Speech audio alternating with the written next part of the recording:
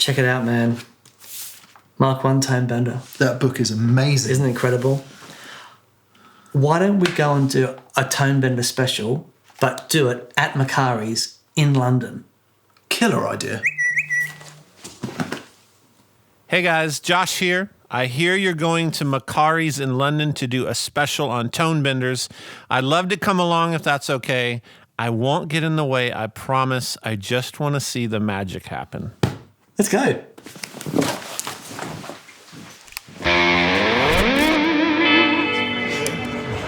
Hey guys, welcome to That Pedal Show. Dan here. Mick here, hello. Josh here, and on today's episode, I'm here at Macaris, and we're going to learn all about the mighty tone bender. In 1965, it comes onto the scene and forever changes music as we know it. What's going on?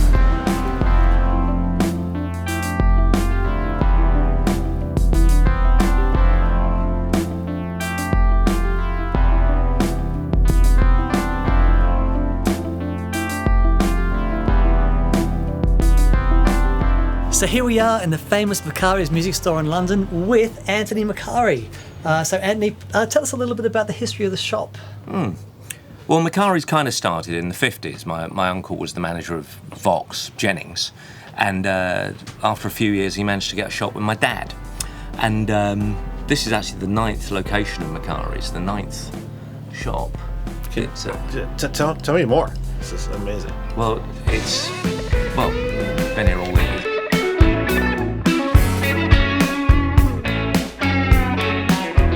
So we are down in the annals of Macaris and with Anthony Macari himself, and we're going to have just a brief chat about how it all started for your family. Yeah. Because it was your uncle and your dad that actually started Macaris. Well, sort of. So if you go right back to the beginning, my great-grandfather, he was like this Italian immigrant around just after 1900, so sort of pre-Brexit guy. And his big break was he married a lady called Madame Gascoigne, the clock-eyed lady, who was like a Victorian circus attraction. Say that again, her name? Madame Gascoigne, the clock-eyed lady. Okay. The one and only clock-eyed lady.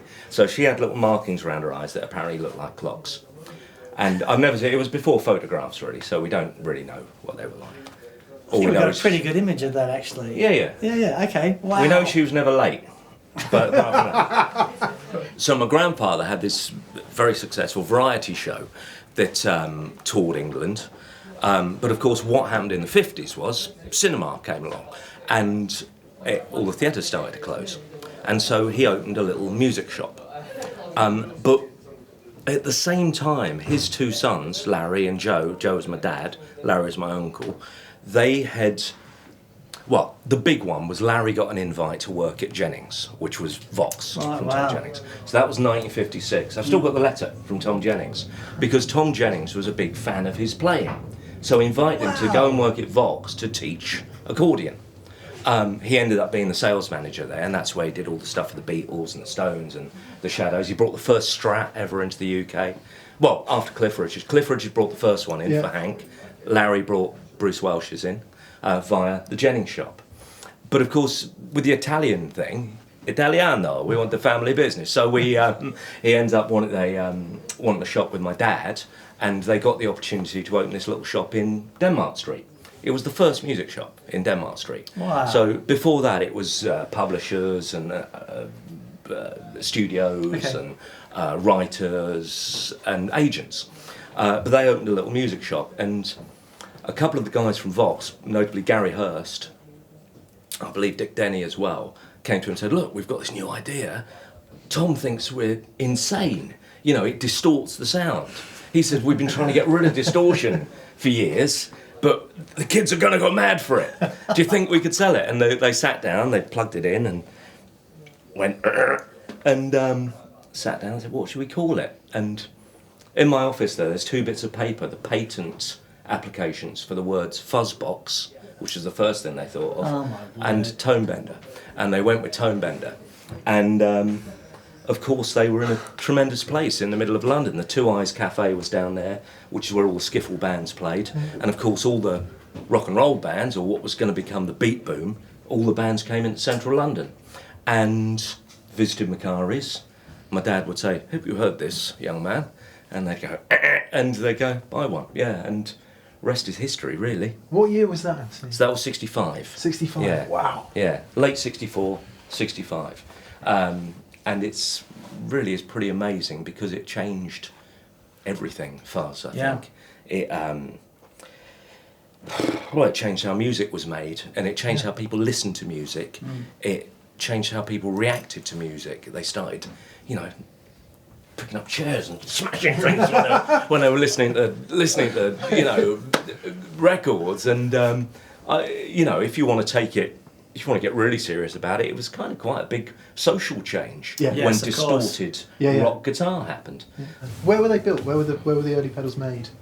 Well, a lot of them were made in the back room of the shop, Right. And also in my granddad's shop as well, which I think was in Edgware Road. Right. There was something else, but I'm not. You know, I was 2 years old, Yeah. so my memory's a bit fuzzy. Yes. But it was made. A bit like now, they were made all over the place. Yeah. So until they actually got the factory in Edgware, which is in the 70s, when things really went nuts for them, yeah, they were sort of dotted out, just like boutique pedal builders building in little rooms. Yeah. So late 64, 65, they have the idea for a fuzz box. Yeah. And he wants clean everything over at Vox. Yeah.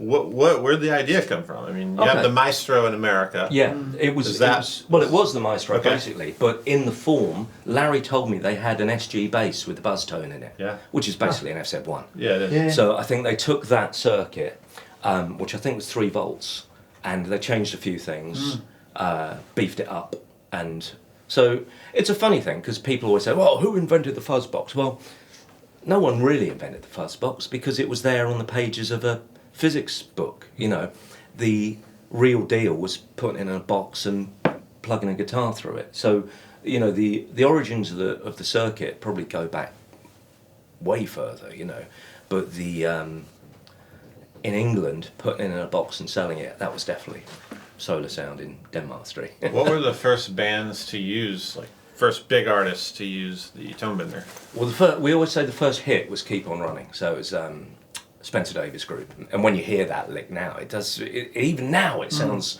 quite anarchic. You know, it's like a nasty thing. Back then, I bet people go, "Whoa, what is that?" Of course, Satisfaction had come out the year before, so that was FZ-1. Yeah. And I suppose I've been buying records recently from 1965, and you suddenly realise virtually everyone somewhere has this fuzz creeping in. So I think all the studios had one, and the producer was saying, "Sorry, we've got to get the fuzz box in." I spoke to John Paul Jones a couple of years ago, and I said, "Do you remember Jimmy Page with his first fuzz box when he first brought it into rehearsals?" And he said something that absolutely flattened me. He said, "Yeah, I remember it looking like a piece of cheese," which makes me think No way. Right. he had a Mark 1. Cue the at piece of some cheese point. then. Okay. Here he is. Yeah, so this is my favourite thing. We call this the System tone bender. It's got a very cool story behind it.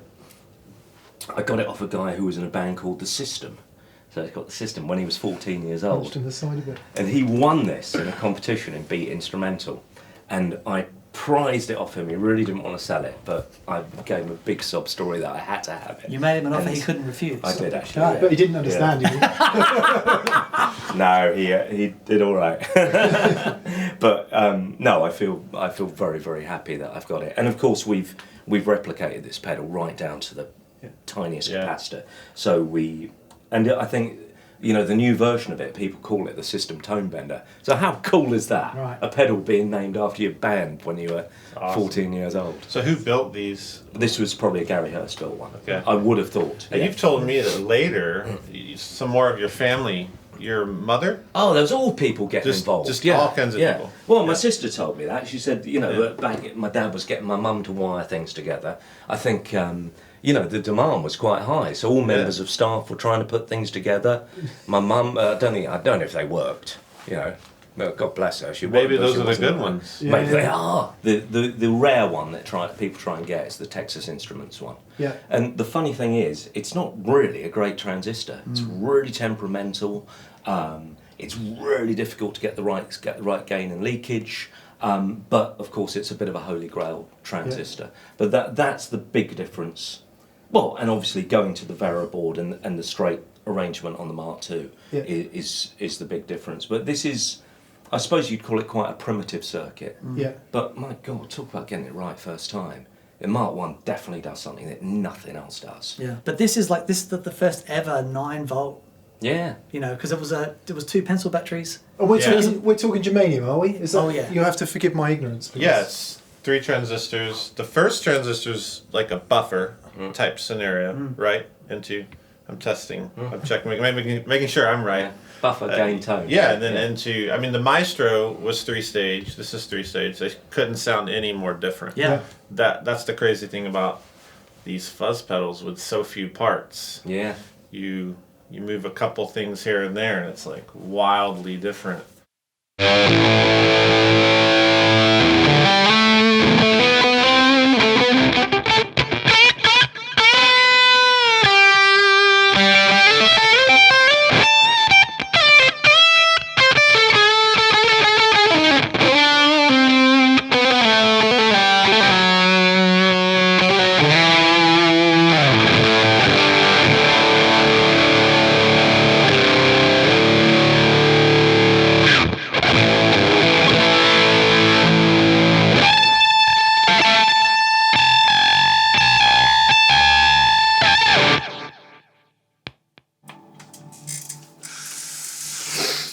Anyone feeling a bit stabby? Okay, that was the Mark I then. Boy, oh boy. I tell you what, I had no idea they were that aggressive. No, I've never played an actual Mark I before, and the ones I've played sound quite far removed from this thing. From that, that's mad. So that is the one you just saw, the 1965 Mark I. Does that sound about right to you? It's amazing. It's It's the real amazing. deal. Can we hear a bit of P90?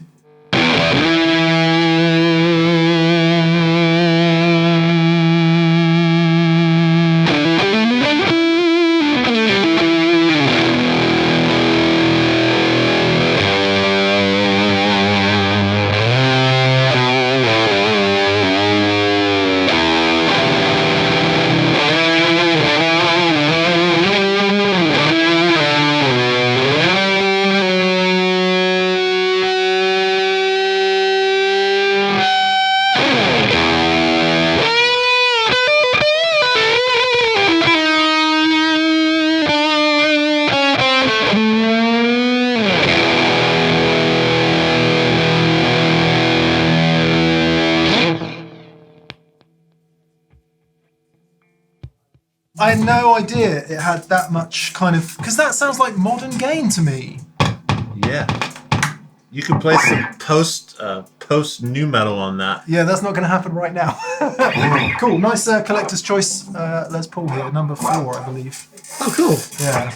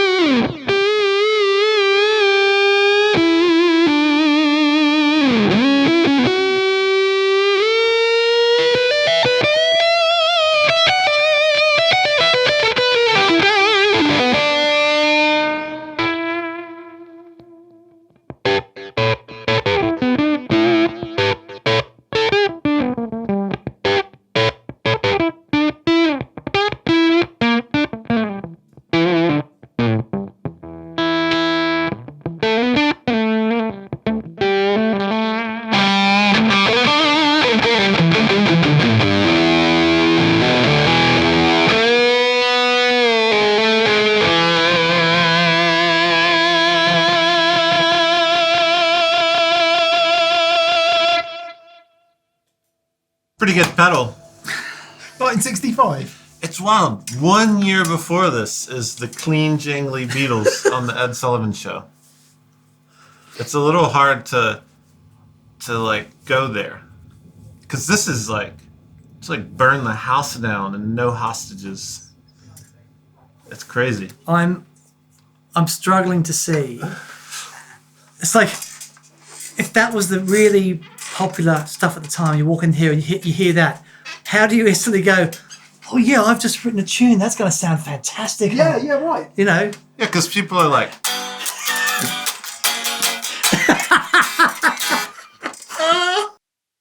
we go from here, from the Mark 1 to the Mark 1.5.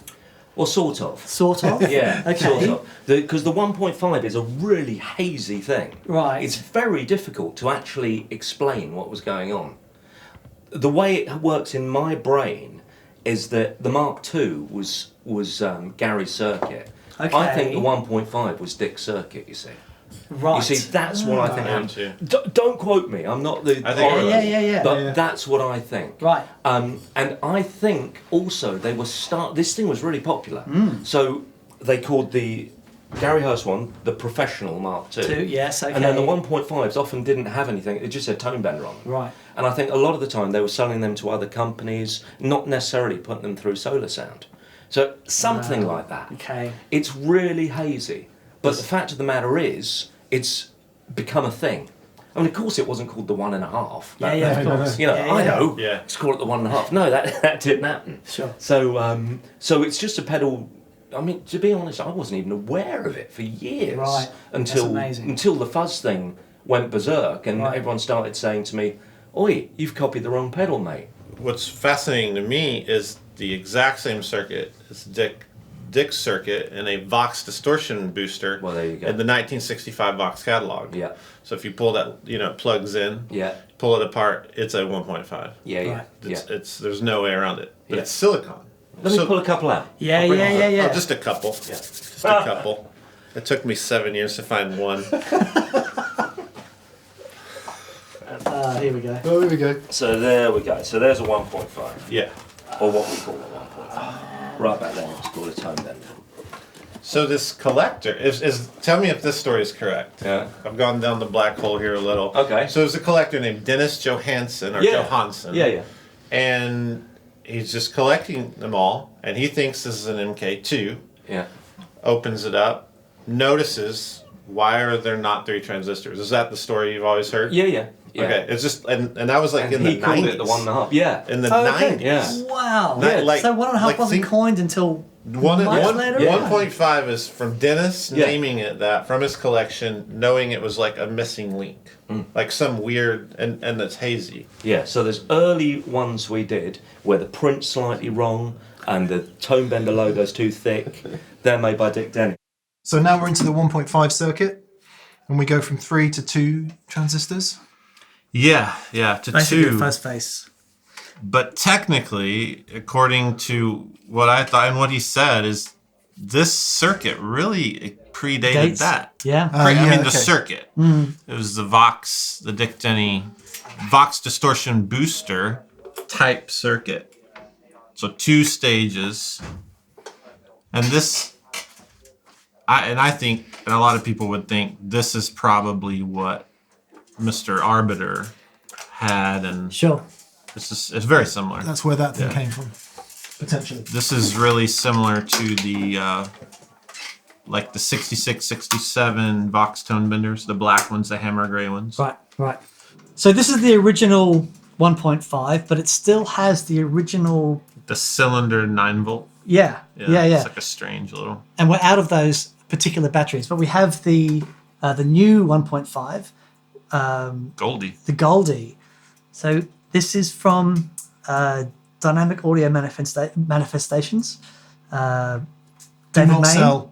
David Main. This is the first one. So yeah. So we're 1.5, yeah. Yes. Yeah.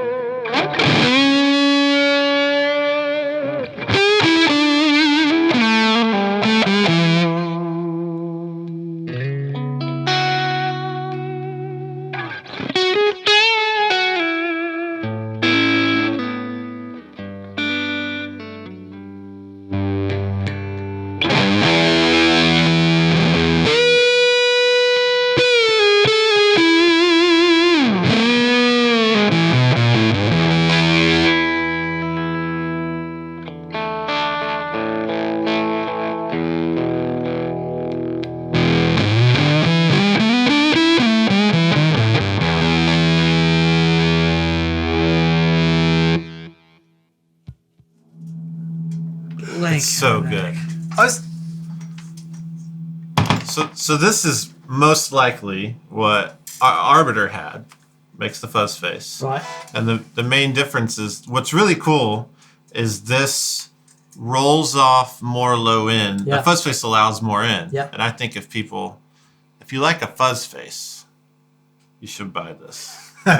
You should call Macari because it cuts through. A lot of people complain about fuzz faces. Yeah, it's so Interesting. massive. It's the same feeling, the same cleanup. It's just more not dynamic, but just more cutting and clear. yeah.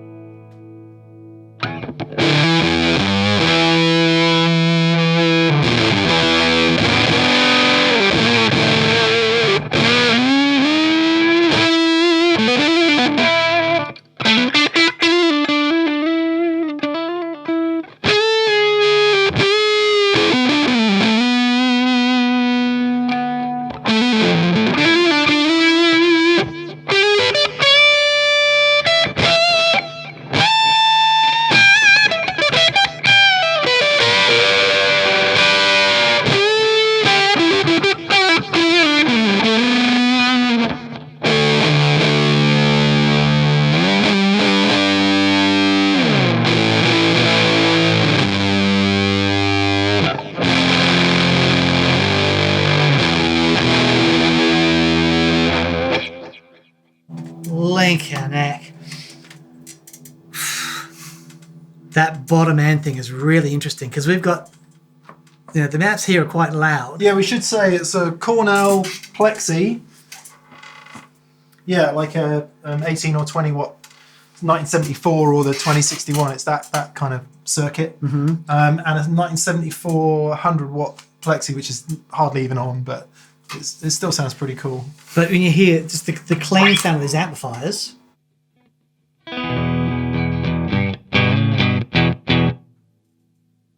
There's a lot of bottom end there, right? Uh-huh. And so normally, if I was to put like what I associate a fuzz face with into that, it's a massive wall of sound. Whereas that really cuts.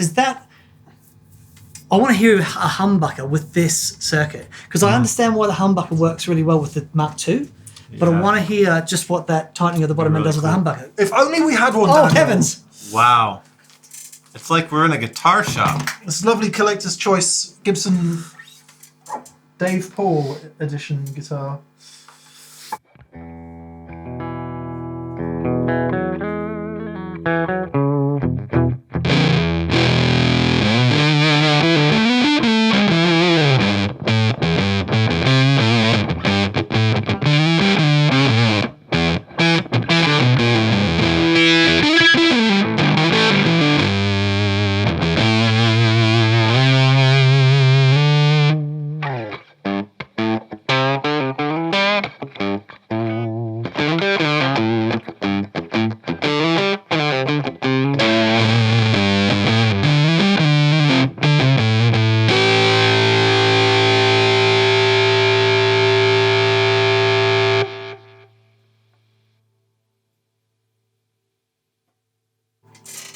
How many Les Pauls do you know that do that?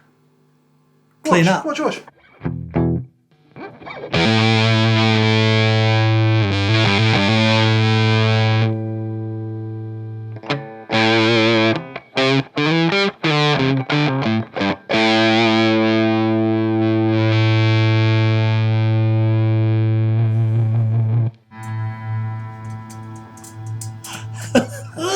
The sympathy, the rock and roll sympathy.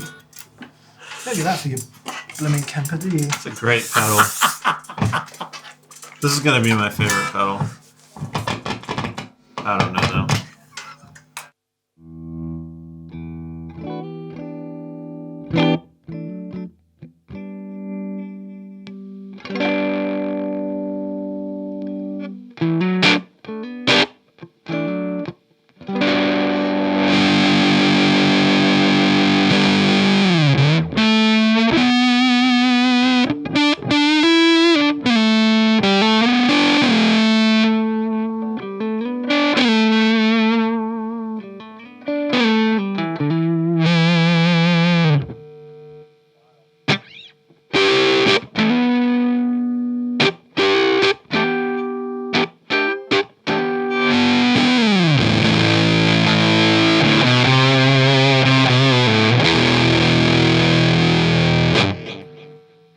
Boss DD200 on the floor as well. Should have explained that at the beginning, because just guitar fuzz amp can be a little bit, especially in a little room. So just a little bit of help from from a little bit of delay.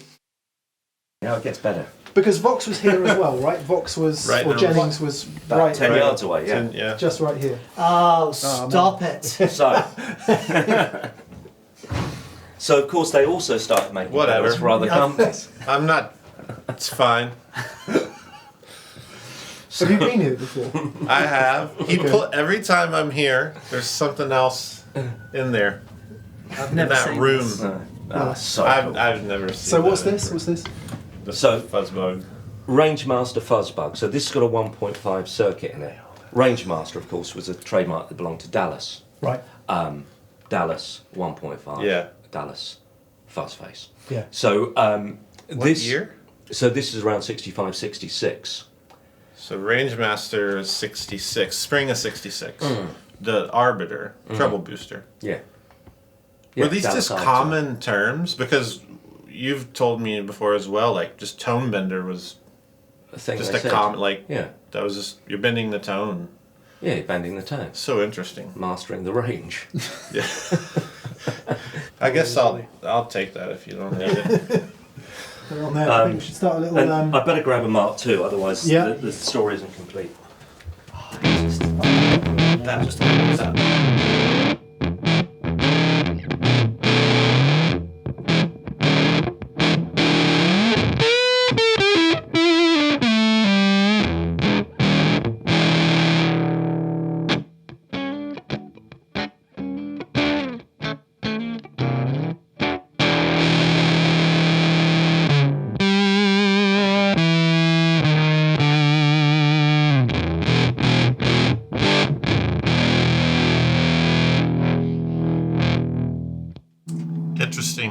Interesting cleanup.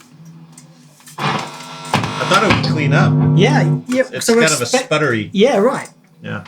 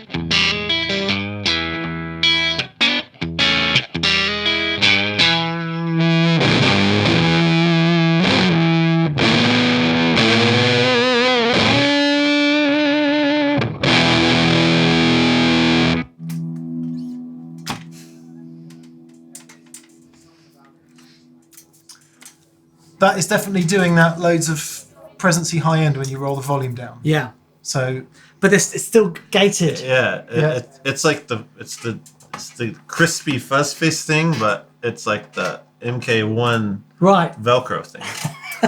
Velcro. I don't know. Crispy Angry Velcro. Velcro. Okay. Yeah.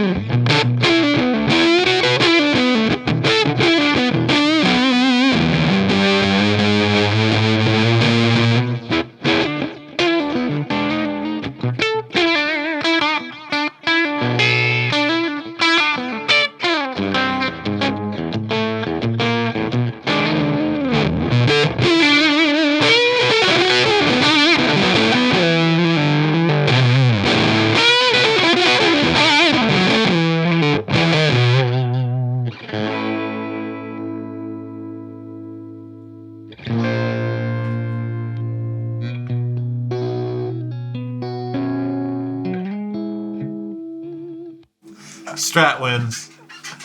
Something about the Strat. It just sounds incredible. The PRS Silver Sky, Josh. Oh, sorry.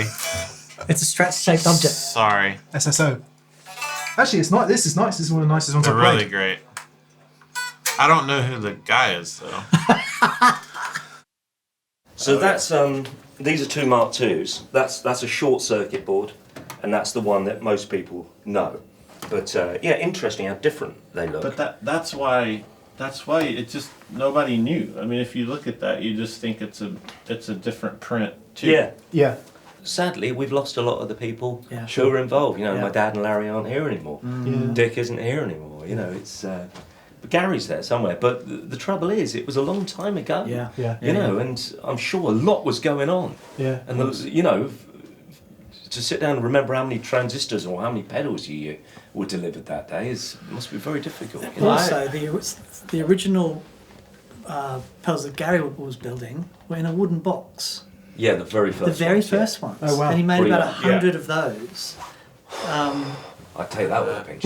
Well, that's what. But again, that's Yeah. what. That's from Gary was saying. It's You the know, legend of that it. there's, you know, but you, Is it like you said, is you it like don't Les know. Pauls? There was 693 made in 1959 and 1,500 in circulation. Is it like that? I would be very surprised if there were 100 wooden tone benders made. The problem. Really? Yeah, I'd reckon there were 20 made. Right. Okay. Before they said, right, let's do a cast box. Yeah, and- yeah. Well, the wow. press box. Press box. Yeah. First Oh, one, sorry, yeah.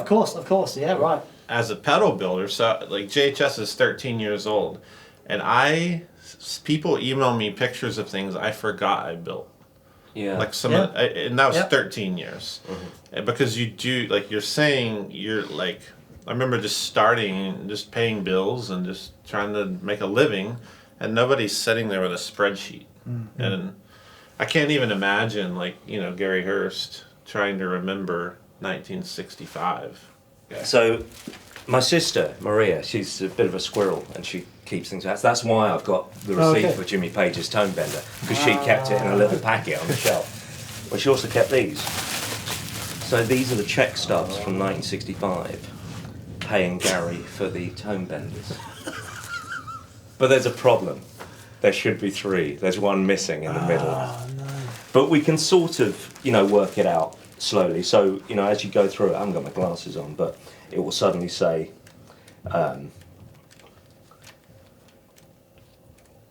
Gary tone benders 12, Gary tone benders 10, Gary tone benders to date, and then a price. So we can sort of work out what was being made when. And that's why I strongly dispute 100. Yeah, yeah, right. yeah. Because I don't think there were a lot more than 100 of these.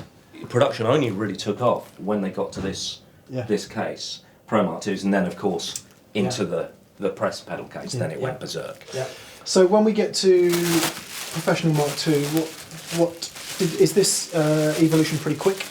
Yeah, we're showing 1965. Yeah. Yeah, it's Oh, incredible. yes, It's going on crazy. Yeah. You know, so everyone wants a fuzz box. Yeah. You know, Yeah. it's the sound. If you haven't got a fuzz box, you're not a guitar player.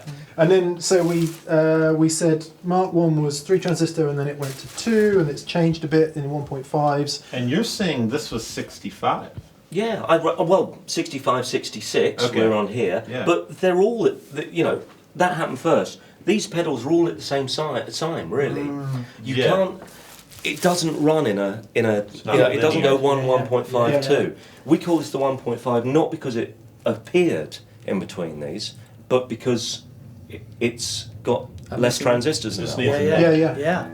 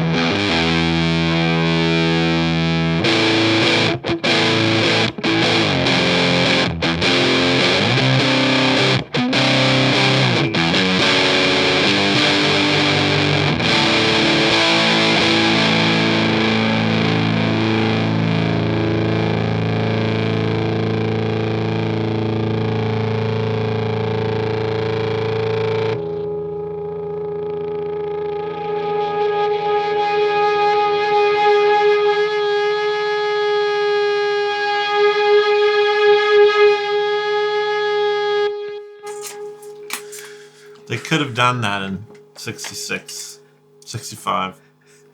They didn't do it though. Sorry, I just rolled on a bit of feedback and level from the delay there to get a bit of oscillation. So what I'm hearing is there's still bottom roll off here, but the fuzz has quite a different character. Yeah, or you could say the fuzz face just has no roll off. Yeah. It's like, I don't know what's right or wrong. It's whatever you want to do, yeah. Compared to the 1.5, even though we're back to 3 transistors here, the gain, I don't know, it might be a tiny bit thicker, but it's slightly less aggressive, maybe. Yeah, it feels that way. But again, you take one resistor in this circuit, you change the value, and it changes everything. Yeah. So, 55-year-old pedal, everything has drifted. The Mark II just feels a little bit softer to me, and with the attack. That sounded a bit softer with me. Yeah. Let's do the Mark I is loud as well. Yeah, louder really than loud. this.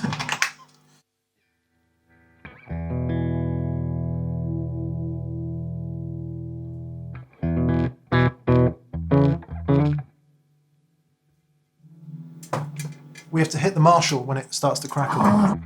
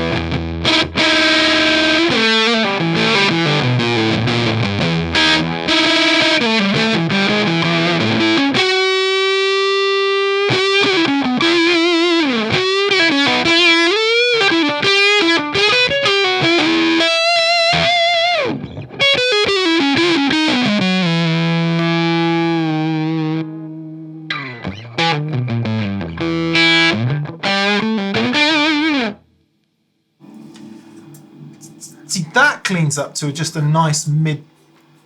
The Mark I, when we turned it down, went to kind of spitty. It doesn't. Just not enough bias there or something to even get the transistors working. But here, you go off onto quite a nice mid distortion sound. Yeah, right. Check this. So here's full.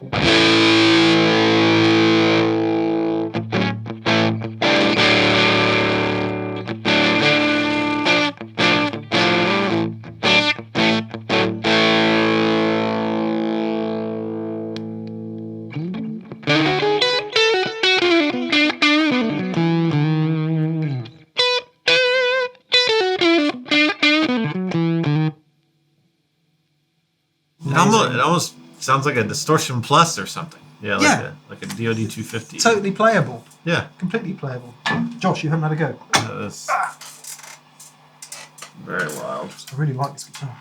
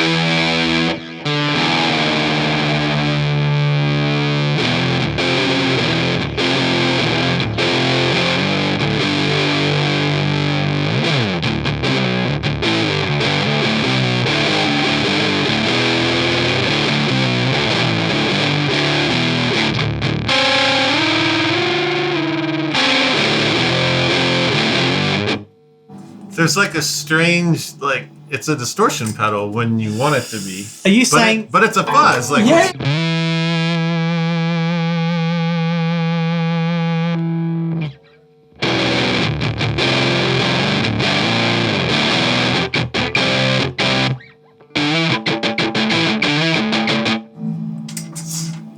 I just can't believe no kid in 1965 sat in his room and went, Right. "Whoa!" Yeah. Yeah, you're just like. Someone did. With Yeah. really nice hair. The And I dad think they was went, like, turn it down.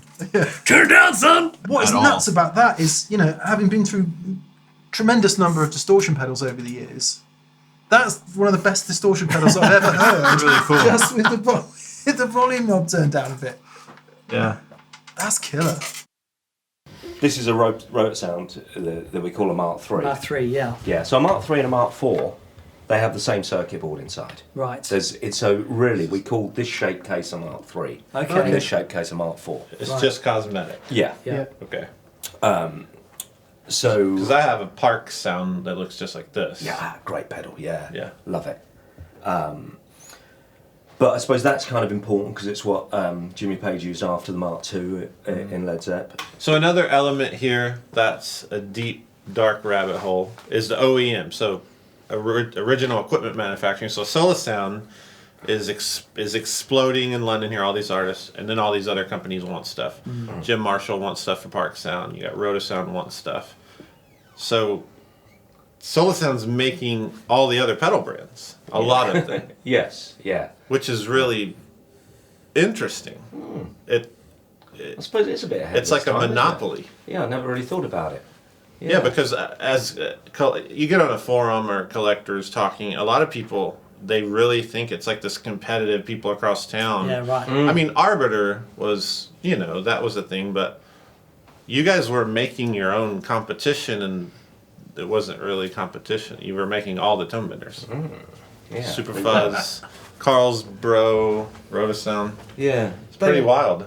Yeah. They weren't daft. They were good businessmen. Very good. That is a story, because after this, we go to Silicon. Right. So what you're looking at here is the story of the germanium tone bender.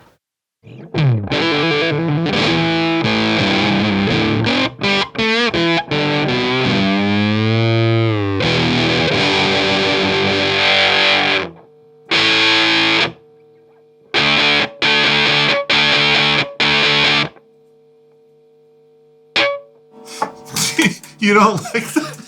Hold on.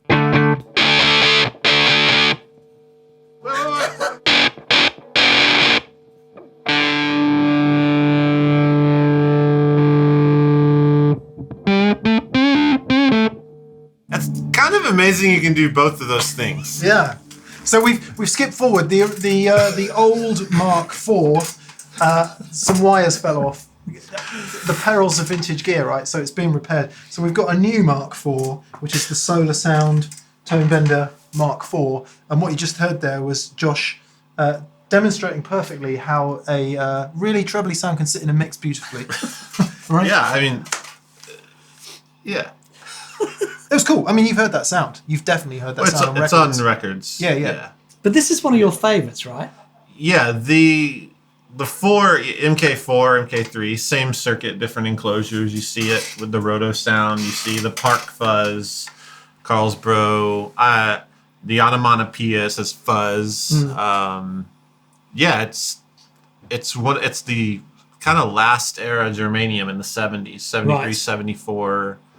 It's my favorite. The tone control, I feel like it's true to the tone bender, but then you get that tone control. Right. So all those pedals that we've just played, from the Mark I, the Mark 1.5, the Mark II, and the Mark III and 4, what, 2 years between them? Yeah, it's like 3 years. Something like that. Right. Apparently, there's still mystery. I thought Yes. I had it back. Yeah, I mean, it yeah. is confusing. It's 65. 1.5 would have been 66. 2 is 66. 3 is probably 67 or so. I'm not completely sure on the 3. But then you end up with these guys like my, 73 on the date of my favorite one. I don't actually know when the first. And is your favourite one germanium? Yeah. Yeah. Yeah, I have the same cosmetic, slightly different, and it's silicon. So there's a transition in 73, 74, and the silicon let's just say it's not my favorite. Go on, let's have a go then. You want me to brighten it up for you? In a minute, please. So circuit-wise, what's changed by now? It's still 3 transistors. Yeah. It's still the same kind of thing. But when you introduce that tone control, a low pass filter, it's messing with all the crispies and all the transient. It's really fascinating. I love how it tames it. It doesn't tame it. When you start thinking about fuzz, is 69. We have the big muff. Yep. This starts to play with that idea of that tone control on a fuzz, because fuzz is, as you've heard, some of these they're just really dry and brutal, and that's beautiful. Yeah. But with this, when you get that really dark thing, I don't know. There's a difference in that rolling that brightness out as opposed to here. Yeah, sure. It's a very different feeling. Let's give it Those a go. transistors and stages respond to that. And you say that's just a straight low pass filter, high pass filter. Yeah, it's just a passive tone control. Right. Completely passive. Where is it in the circuit? It's post right before the volume control. But the thing about these that I forgot, there's a germanium diode that on the 3rd transistor, it ties the base to the emitter, and it's like this type of leakage using a diode, which makes it a more interesting thing as well. So this circuit it's really cool and really clever. And there were more of these made. Yeah, you right. can find them around, but Yeah. as you can tell, the wires fall off of some of them.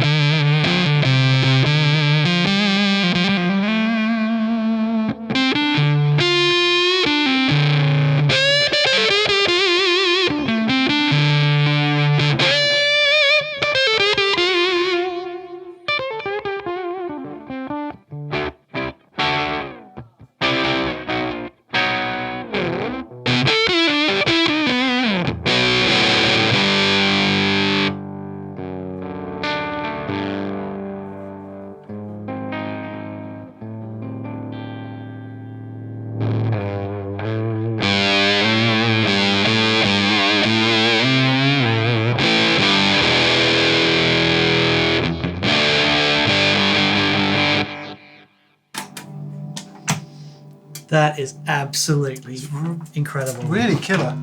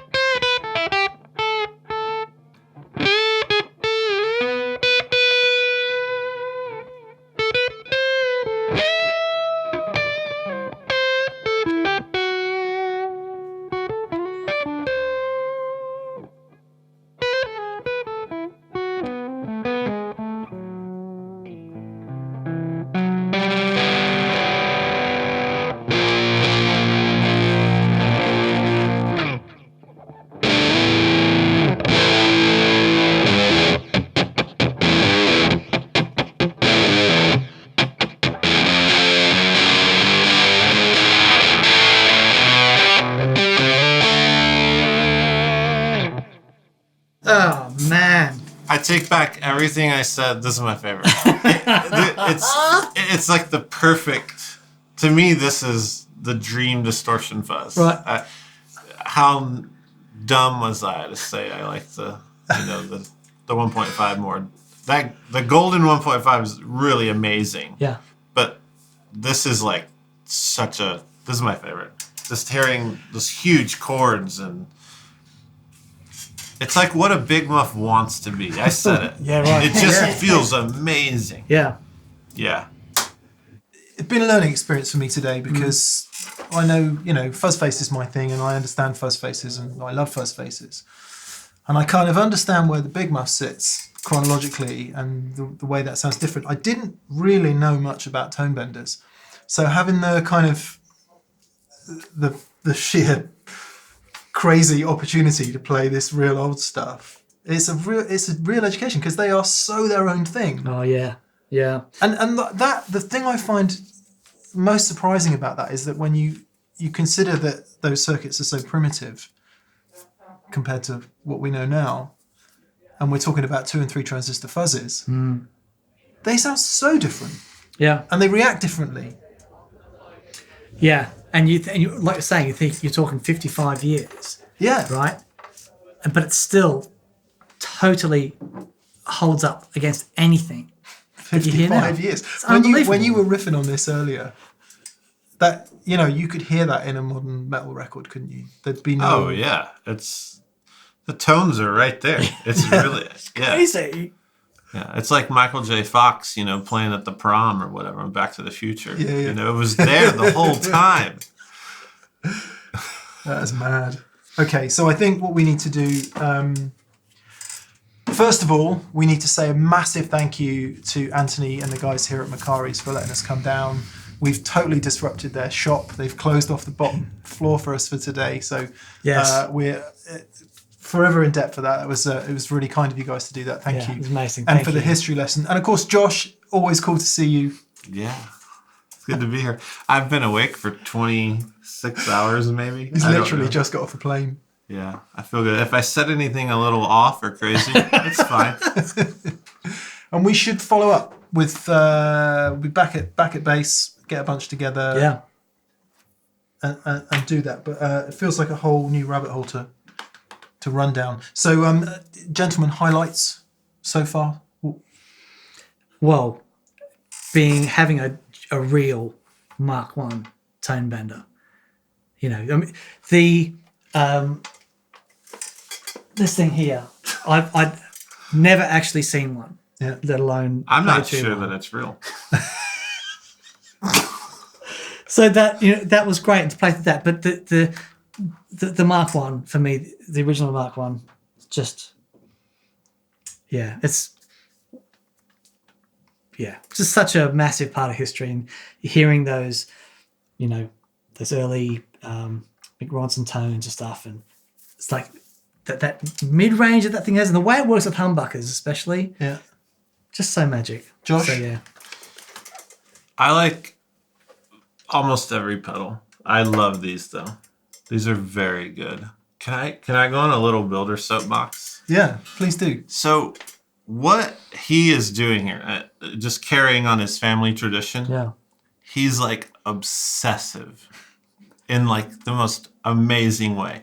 So as a builder, when I see owning tons of these originals, I have probably close to 30 Solo Sound, Color Sound pedals, a lot of these originals. And when he's doing these reissues, I've seen the people say like, well, that's $1,000 tone bender. But like the amount of work and talent that goes into it, the builders that he's commissioned, the attention to detail, the care to it, it's worth every penny. I think he should double the price. I just love seeing the art of making a pedal this way because, things happened in the 70s and it were good things. MXR, Electro Harmonics, Boss comes along. And pedals become this mass manufactured, really amazing thing. But there was an art that was lost in that. There's nothing wrong with that. But this goes back to the craft of a person sitting there obsessing over the Mark I reissue, sponge painting it. Sponge painting it. Yeah. The little metal feet on the bottom having the proper just the detail and the build quality. And that's my soapbox. It's one of those things where I want people to know like these are awesome. Yeah. There's nothing like buying these and the wires won't break. Having a ton of vintage, you guys know. Yeah. I'm constantly just fixing things. Yeah. It's like, it's a nightmare. How many days should we use the high watt today? A bit noisy. Right. We should get that fixed. Yeah, You know? I just love what he's doing. Yeah. And this is my favorite still. I strayed from it for like 10 minutes. I'm back. Mark IV. Mark IV. Well, there you go, guys. Thanks so much for watching. Please subscribe if you haven't subscribed. Also, a massive thank you to our patrons on Patreon. Couldn't do it without you, so thank you so much. Of course, a massive thank you to Josh for coming down here today. Leaving me hanging. Amazing, dude. And once again to Anthony, thank you. Yeah, Anthony. awesome. Also, please check out thatpedalshowstore.com for t-shirts and all the rest of No paraphernalia. tone benders, but some other cool Yeah, stuff. yeah. Cheers, guys. Have a great day. We'll see you soon. Bye.